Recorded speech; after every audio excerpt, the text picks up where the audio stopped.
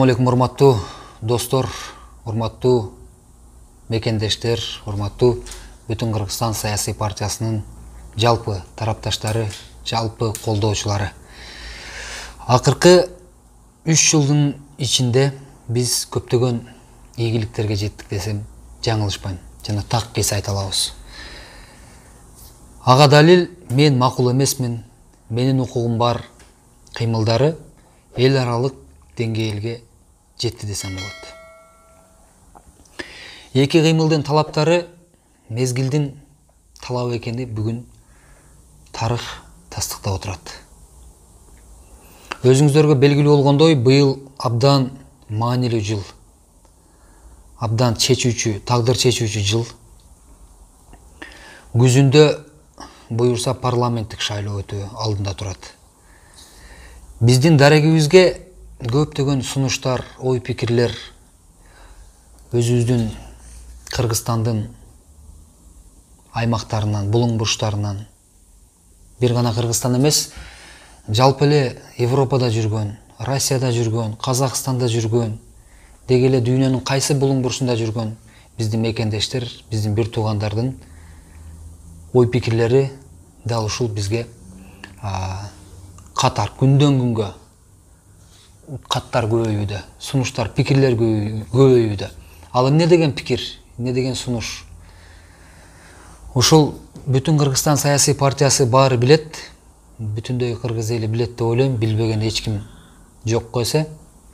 Капчыктуу партия эмес, чыныгы элдин партиясы, чыныгы элдин жүрөгүндөгү партия десем жаңылышпайм. Ошондуктан биздин бир туугандар, алыста жүргөн, мекенде жүргөн бир туугандардын сунушу менен кандай кылып ушул бүтүн Кыргызстан партиясына биз колдоо көрсөтө алабыз? Материалдык жактан, моралдык жактан дагы деген ар кандай сунуш пикирлер келип түшөт. Күндөн күнгө акыркы соңку убактарда абдан көп талап кылуулар бизге келүүдө.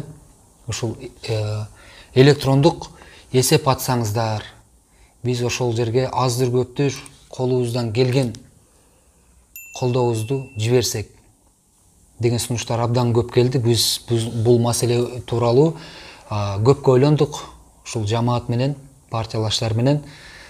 Соңунда ушундай бир чечимге келдик. Сиздер экранда көрүп турган электрондук капчыктын номери турат. Андан сырткары ушул күн-түн сиздер менен байланышта боло турган телефон номерлер турат. Ушул телефон номерлер аркылуу өзүңүздөрдүн сунуштарыңыздарды, ой пикирлериңиздерди айтып биз менен байланышсаңыздар болот. Жалпы достор, ушул өтүнүч калтырган бир туугандарыбызга официалдуу түрдө билдирүү жасап койууну туура көрүп отурабыз. Андыктан биз менен жакындан кабарлаш болуп туруңуздар. Жана ошондой эле бул сиздер үчүн соңку эфир эмес, мындан алдыда дагы жакшы жасалуучу максат пландар боюнча сиздер менен бөлүшүп турабыз. Сиздер дагы биздин жалпы жаңылыктар менен биргеликте болуп турушуңуздарды сиздерге сунуш кылам. Андыктан негизги максат, биздин максат ушул официалдуу электрондук капчык тууралуу болчу. Башында белгилеп өткөндөй, ушул номерлер аркылуу дагы так жана туура маалымат алып, кандай байланышам деген инсандар үчүн бул даректер калтырылды. Баарыңыздарга терең ыраазычылык билдиребиз. Алыста жүргөн, мекенде жүргөн жалпы бир туугандарга чоң ыраазычылык билдиребиз. Жана ошондой эле жалпы жүрөгүндө оту бар, жалыны бар патриот достор, агалар, энелер, карындаштар, баарыңыздарга бул кайрылуу түз маанилде жетет деп ойлойм. Андан сырткары ушул бизге деги эле мага дагы чоң суроолор келип түшөт. Кандай кылып жардамдашалы деп, деги эле карапайым калк эмес, чыгармачылык чөйрөдө жүргөн биздин коллегалар дагы кайрылып кетким келет. Учурдан пайдаланып, мына ушул официалдуу кайрылуу аркылуу, даректер аркылуу байланышсаңыздар болот. Сиздерге терең ыраазычылык билдиребиз дагы бир ирет. Аманчылыкта, тынччылыкта жолугушканча аман болуңуздар. Коомчулукта мекеним Кыргызстан менен бир канча саясатчылар шайлоого даярданып атышат. Алардын ичинде алар биригип жатышат шайлоого жакын. Текебаев, Адахан Мадумаров, Темир Сариев, Жанар Акаевдер биригип, дал ушул мекеним Кыргызстан менен шайлоого барат деген маалыматтар айтып атат да. Мекеним Кыргызстан деген ким ал? Ушуну бир жаңы партияны түптөшүп, бардыгы биригип атышат депчи. Коомчулукта деп берип эле өзүңөрдүн пикириңерди ошентип бере бересиңер журналисттерчи. Коомчулук менен чатагы деле жок. Коомчулукта деп эки киши айтып, же өзү кызыккан нерсени журналисттер ушундай болуп калды. Коомчулукта. Кайдагы коомчулук? Бүтүн Кыргызстандын аркасынан ар кандай нерселерди быча берет. Башка маселе, мен бүгүн эле жана маалымат көрдүм. Мына төртөө биригип бир ошо ата мекенге кириптир деп. Туура, ал сүйлөшүүлөр жүргөн. Мага да ушундай сунуштарды аябай катуу беришти. Бирок биздин баалуулуктарыбыз башка. Биздин максаттарыбыз башка. Биздин мамлекеттик түзүлүш боюнча, мамлекеттик тартип боюнча, эл аралык саясат боюнча, экономикалык маселелер боюнча таптакыр башка. Ошондуктан биз биригүүгө эч мүмкүнчүлүгүбүз жок. Эптеп эле биригүү, эптеп эле парламентке баруу деген максатты биз койгон эмеспиз. Бүтүн Кыргызстандын өзүнүн туруктуу, өзгөргүс баалуулуктары бар, позициясы бар. Ошондуктан башка бир партиялар менен биригүү жөнүндө эч кандай сөз болушу мүмкүн эмес. Эгер кимде бир ойлор пайда болуп, биз бүтүн Кыргызстандын программасын, баалуулуктарын колдойбуз десе, биздин эшигибиз ачык. Бирок башка партиянын алдына барып, программаларынан биз макулбуз деп бара турган биздин партия эмес ал. Текебаев менен жакында жолугушуптур. Алардын ичинде Каныбек Иманалиев, Жанар Акаев бар экен. Алар дал ошол саясатчы Адахан Мадымаров менен шайлоого аттанышат экен. Андан кийин ал күчтүү партияны түптөйт деп дагы айтылып атат. Өзүңүз деле окуп атсаңыз керек интернеттен. Анан сиз ошол бүгүн Текебаев дагы биз атайын жыйын кылыптыр, бирок тилекке каршы биз бара албай калдык. Сиз ошондо жакынкы арада ошолор менен жолугуп дегиле да, ошо шайлоо боюнча бир сүйлөшүүлөр болдубу өз ара? Айтып атпаймынбы, өзүңөр жазасыңар да, өзүңөр кайра менден сурайсыңар депчи. Мен Текебаев менен жолукпаганыма билбейм качан болду. Айтып атпаймынбы, өзүңөр жазып кайра келип алып, анан өзүңөр сурап коесуңар, ушундайбы дегендей кылып. Аябай таң калыштуу окуялар болот да биздин Кыргызстанда. Мен бир гана ошол уюмдардын атынан сүйлөшүп атабыз, коалиция кылышыбыз керек дегендей болуп, Темир Сариев бир канча жолу келип кетти. Жолуктук, сүйлөштүк, бирок мен чечкиндүү түрдө четке кактым ар кандай сунуштарды. Биз бириге албайбыз. Ушундай. Демек, Кудай буйрса, шайлоого бүтүн Кыргызстан өзүнүн позициясы менен ошолго баягы партиянын ичиндеги адамдар эч качан сырткы бир партияга кошулуп кетпейт, сырттан партия келбейт, анткени сырттан партия келбейт эмес. Сырттан кишилер келбейт. Сырттан партия болобу, киши болобу, эгерде биздин бүтүн Кыргызстандын көз караштарын, баалуулуктарын тааныса, мен 10 жылдан бери айтып келем, эшик ачык. Биз чагы келечекте Кудай буйрса 5-6 жылдан кийин мен бүтүн Кыргызстанга келгим келсечи, эшик ачык. Эшик ачык. Мен кайрылып атпайм, түз эфирде деле айтып атам. Бүтүн Кыргызстандын тизмесин Кыргызстандын эли түзөт. Эгерде кайсы райондан өткөндө түз эфир болуп атканда Актала районунан бир кызыбыз чыгып телефон чалбадыбы? Мен силерден талапкер боло аламбы деп. Келиңиз. Келиңиз талапкер болуңуз. Биздин тизмени эл түзөт. Аны талапкердин акчасы да түзбөйт. Талапкердин тааныштары да түзбөйт. Талапкердин ээлеп турган бийлик даражасы да түзбөйт. Тизмеге тек гана элдин колдоосуна ээ болгон азамат, жигиттер, кыздар түзөт. Ушундай. Рахмат, акыркы суроо берейин. Эгер туура суроо берсем, сураныч туура түшүнүңүз. Акыркы суроо мына шайлоо Кудай буйрса жакындап калды. Сиздин жеке көз карашыңызда азыр мисалы мындай болот атпайбы, жогорку кеңештин депутаттары дагы акырын уже партияларга секирик жасашып, шайлоого жакын.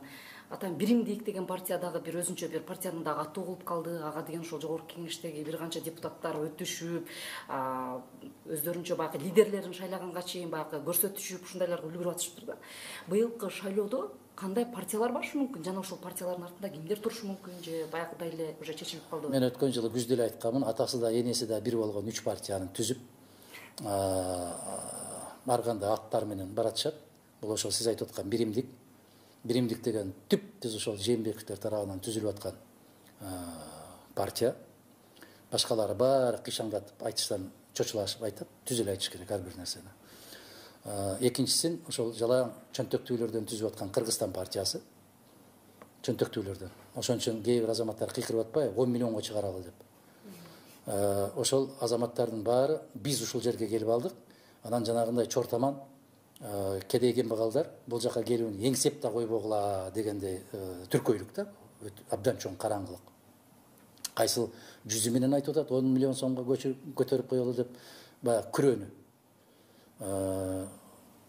Бул кем акылдык. Мен мындай эле айтайын, жумшагыраак. Үчүнчүсү, жана сиз айтып аткан жетекчиси да ким экенин билбеген, программасы кандай экенин билбеген, мекеним Кыргызстан деген. Ошол баягы атасы менен энеси бир болгондор, балдардын баары көбөйүп кетип, бир үйгө батпай калгандан кийин ушундай кылып 3 үйгө бөлүп, ошондой кылып үчөөбүз 3 тараптан бара турган болсок, ар бирибиз 30дан добуш алып келген болсок, 90го жетип алган болсок, анан аман эсен кайрадан ушул көрүп аткан күнүбүздү уланта беребиз деген абдан чоң кара санаат айлык менен жасалып аткан ой. Бул шайлоодо эки гана партиянын ортосунда күрөш болот.